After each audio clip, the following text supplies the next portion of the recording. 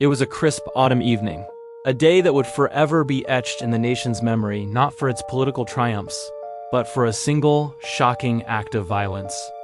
Senator Alastair Finch, a charismatic and powerful figure, a man who seemed destined for the highest office, lay dead.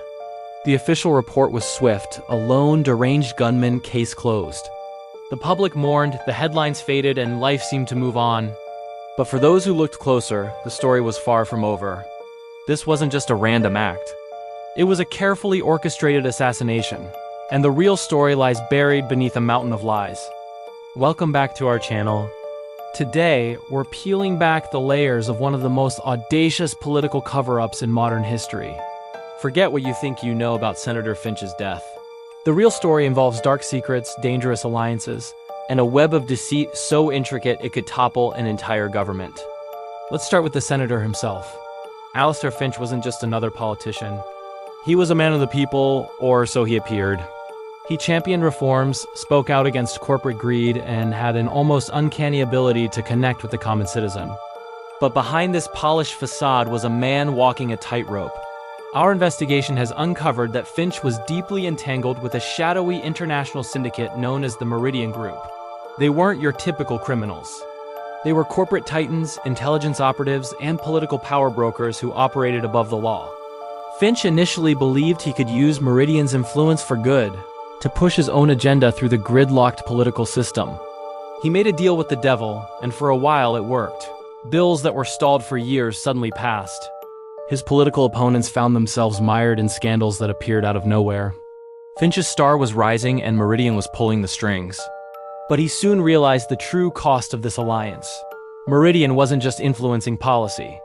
They were rewriting it for their own profit, subverting democracy from the inside out. When Senator Finch decided he wanted out, he made his fatal mistake. He started gathering evidence, creating a secret dossier that detailed Meridian's entire operation. Illegal arms deals, market manipulation, even the quiet removal of foreign leaders. He planned to expose them, to use the very system he had compromised to bring them down. This dossier became his death warrant. He told a trusted aide, just days before his death, "If something happens to me, don't let them bury the truth with me."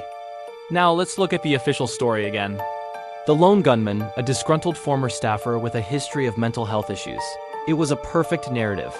He was conveniently found dead from an apparent suicide just hours after the assassination, leaving no one to question. But the cracks in this story are everywhere.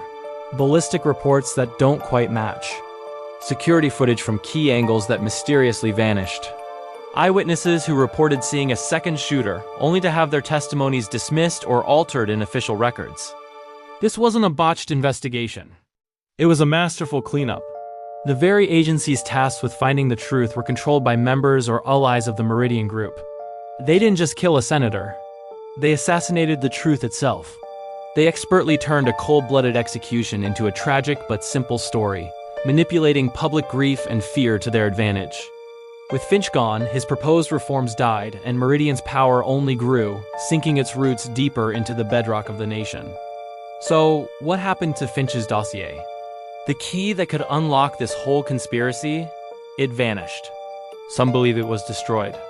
Others whisper that his trusted aide, who disappeared shortly after the senator's death, managed to hide it.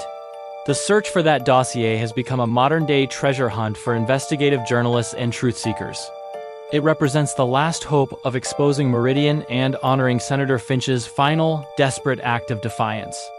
The assassination of Senator Finch was more than the death of one man.